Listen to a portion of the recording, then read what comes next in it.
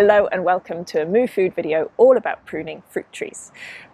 We hope that by the end of this video you'll have the information and the confidence to give it a go and look after your own fruit trees to help them be healthier and more productive. I'm gonna start by saying that I am no expert, but I hope that that gives you the confidence to give it a go. When you look on the internet, it can feel like there's a lot of information and it can feel a bit like a black art, but if you've got the basic principles, then you have what you need to make a good go of it. Now, the first question is, why would we want to prune our fruit trees? Trees in the park and in the woods, they grow quite happily without being pruned. But the reason why we do it to our fruit trees is to make them more productive and to make them healthier and to make it easier for us to take the harvest as they grow big.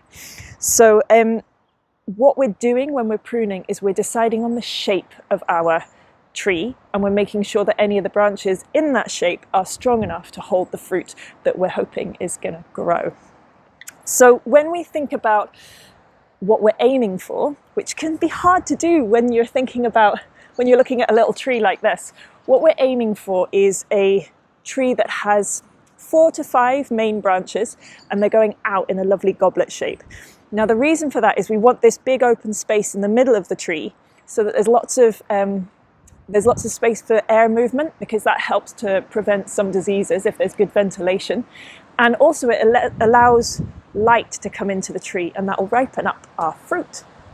So that's what you're envisaging, is a tree with 4 to 5 main branches and they're spread out in a nice goblet shape. Now, any tree that you're going to prune, you have a few basic principles. So before we get into any complicated detail, these are the main principles that you're looking for. The first one is timing. So there are apple and pear trees, and then there's the stone fruit, which is the plums and the cherries. And they're pruned at different times of the year because of the different diseases that affect them.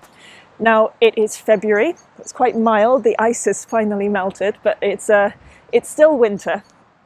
And that is when we do apple trees and pear trees, because they're dormant, and so it doesn't hurt them. It doesn't, before their sap rises and the leaves come out, is a good time to prune them. Whereas your stone fruit, you want to do in spring or summer, because that prevents certain diseases for them. So that's your timing. The next thing is your tools. Now, for a young tree, I'm just going to be using a pair of secateurs. For bigger trees, you might also need to have some pruning saws. But the principle is, with whatever tools you're using, try and make sure that they're very sharp, so you're not tearing any of the bark. It's gusty today. And also try and make sure that they're sterilized. Now, pruning is a really easy way to spread diseases because you're opening up a wound in the tree, and it will cope with that absolutely fine, but you want to give it a fighting chance. So try and sterilize your tools before you use them and between trees, and that way you'll help to stop spreading diseases. And the last one is, before you start thinking about any kind of shape of the tree and getting into the complexities of that, remember the 3 Ds. So you are cutting out any dead wood, any diseased wood, and any damaged wood. So any places where branches are rubbing and it's rubbed a spot off. So if you can deal with those 3 Ds first of all, then you're a long way towards pruning your tree. So you have some of the basic principles now, and to move forward after that really depends on your tree, on the age of it and whether it's been pruned before.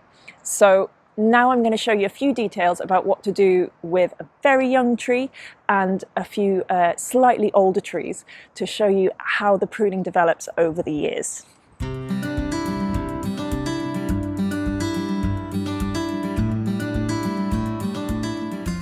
So as you can see, we've got a lovely young apple tree here. It was planted last year in our community orchard, and it's just one long shoot. And if I leave it like that, it'll just keep growing like that. But instead, I want to encourage that open goblet shape with a few main branches. So what I'm going to do to encourage that is I'm going to chop this just above one of the growing buds. And whenever you do a cut, you want it to be a clean cut, hence the sharp tools, and you want to do it just above a growing bud. And on a diagonal, and that's to help shed the water so that it helps to prevent rot. So there's a nice bud here, and I'm just going to do a little snip like that. And then next year, when we come back to this tree, these branches will have hopefully done a bit more growth, and then we can choose a bit more of the shape from then. Another tip is that anything that you cut off, you want to take away from the tree, because as this rots down, which we want it to do to return to the earth, it can hoard some diseases as it breaks down, and we don't want that anywhere near the tree. So take these away, burn them in your fire if you've got one, and keep them away from the growing tree.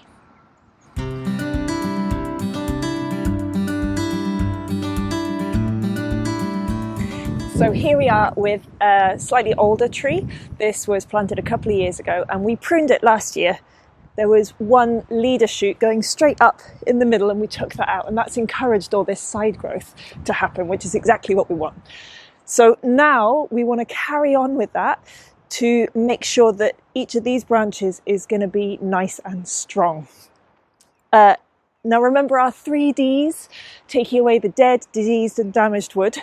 I can't see any dead wood here, which is a good sign, but what I can see is a little branch here that is crossed over and it's rubbing against the trunk.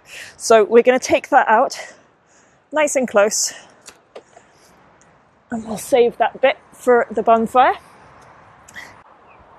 Apart from that, there's no damaged wood, so that's great. Now what we want to do is to trim back some of this long growth that happened this last summer.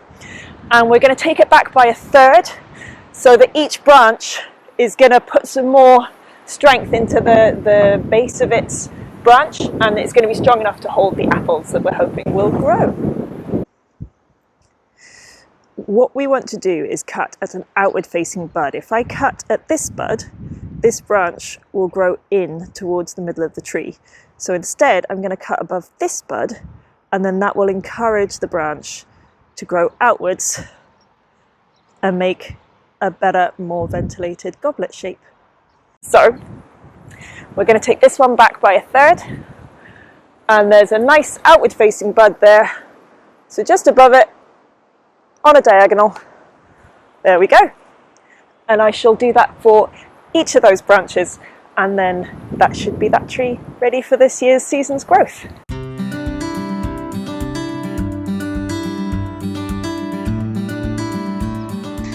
So having done that, having shortened each of these, I've discovered that on this branch, there's one branch that's heading right into the center of the tree, and I don't want that. So I'm just going to chop that off as close to the main branch as I can.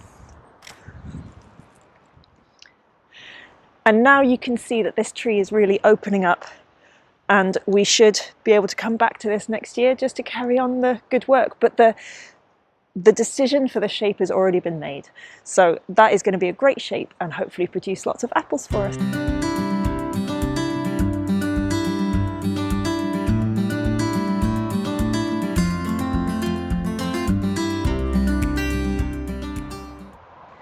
And the last thing I'm going to do is, there's one shoot coming up from the base here, and that isn't a shoot that I want. This isn't going to produce apples. It's not part of my big plan up here. So I'm just going to chop that one off nice and close to the bark of the main trunk. There we go. Job's a good one.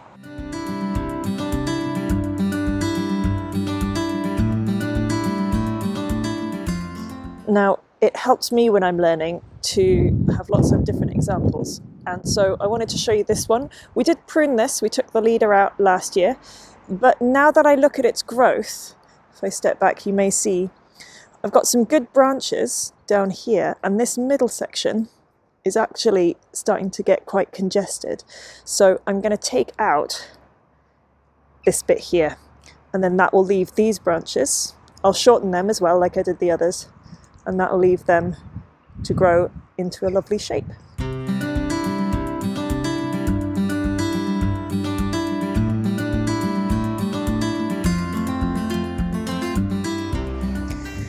And again with this one, it's growing beautifully, which is fab, but we want to make a bit more space in here.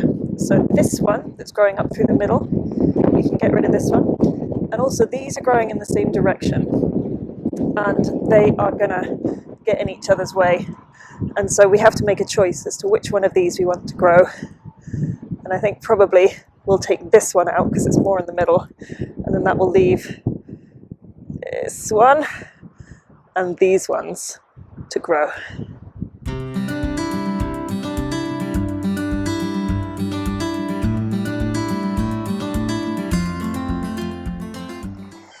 I hope you can start to see the pattern of how you come to each tree. It's like a little problem to be solved. So straight away we've got the 3Ds. So we've got some damaged wood there, and I can't see any other dead or diseased wood, so that's good. But in the middle here, you can see where we pruned last year, but there's a few shoots that are growing in the middle of the tree, and we don't want that. This one is a good strong branch, but it's leaning in, so we'll certainly take that bit off and encourage it to grow out the way. And also we've got quite a few shoots growing from the bottom, and we don't want them, and so we'll take these off and leave these good ones up at the top and shorten each of these long growing tips by 1/3.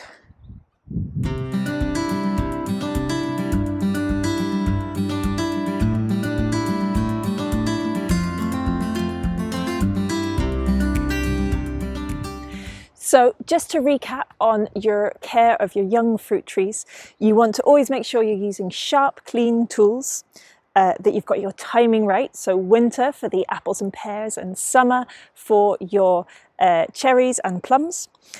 You also want to remember your 3Ds, so that's dead wood, diseased wood and damaged wood, and that also includes branches that are crossing over, because if they grow they will get damaged by rubbing, so watch for any crossing over branches.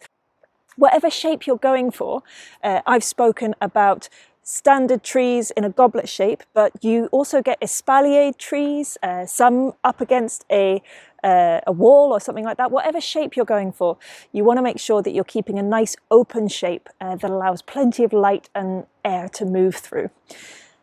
And when you do make a cut, remember it's a diagonal cut just above a growing bud, and that bud wants to be facing in the direction that you're planning your branch to go in. And the other thing is just that you're generally shortening branches by about 1/3 to make sure that they stay nice and sturdy, ready for bearing your fruit. It's worth mentioning as well that when you prune your fruit trees, it's good to do a bit of other maintenance, and that is to make sure that there aren't too many weeds growing around your trees. So it's a really good practice to mulch your fruit trees. Even if it's just with wood chip and cardboard, that'll make sure that the weeds don't grow just around your young fruit trees, and that gives them a really good head start. But you can also mulch with compost, and that will provide some fertilizer for your tree to offset the stress of being pruned. So that's a really good idea too. Now, in terms of older trees, the same principles apply. So you're still using nice sharp tools, you're still using the 3Ds, and you're trying to make sure that the center of the tree has lots of space for light and air to get to. But you're also starting to prune to maximize your yield and to get better quality of whatever fruit that you're growing. And that does involve a little bit more detail. It's worth looking that up. YouTube has some marvelous resources for you to learn about that. And you're also starting to think about weight, because mature trees can get really heavy. So you want to try and make sure that they're balanced. They're not all weighted over onto one side, and they're not too top heavy. So that's another thing to think about. And also to keep an eye out for disease. If you do see any signs of disease, then it's really worth contacting someone to help you out, because there are things you can do to help your tree work through that. Oh, my cockerel would like to say hello. It's worth remembering that everybody feels nervous about doing this. I certainly do, because I've only just learned how to do it last year, but even people I know who have been doing it for years still feel a certain level of anxiety about making that first cut and making decisions about your tree that are going to affect it for years to come. But I just want you to know that that's normal, and as long as you follow the basic principles, especially with young trees, it's quite hard to go majorly wrong. But it's really important to remember that you don't have to do it on your own either. There are lots of organisations and individuals who will be delighted to help you. I want to recommend the Orchard Collective of Scotland. They've got some great information and support available. Also, John Hancock's, he is an expert in Scottish fruit trees, so it's worth looking him up. And also just get in touch with your local growing group. You'll be amazed, but you'll probably find out that there's someone even just a couple of doors down who's been doing this for years, who would be delighted to lend a hand in return for a bit of cake. So don't be afraid to ask for help, but also don't be afraid to give it a go and look after your fruit trees in the years to come.